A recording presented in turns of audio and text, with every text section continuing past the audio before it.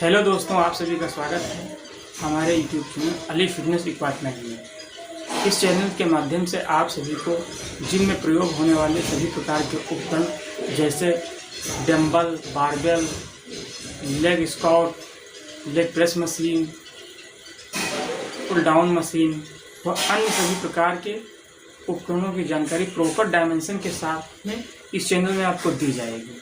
ऐसे informative video की जानकारी के लिए हमारे चैनल को लाइक और सब्सक्राइब करें और बेल आइकन को दबाना ना भूलें ताकि आपको इन्फॉर्मेटिव जानकारी प्रॉपर तरीके से मिलती रहे। चलिए दोस्तों, शुरू करते हैं हम आज के अपने टॉपिक। बहुत ही कम लागत के साथ कैसे लेग प्रेस मशीन बहुत आसानी के साथ बनाएं।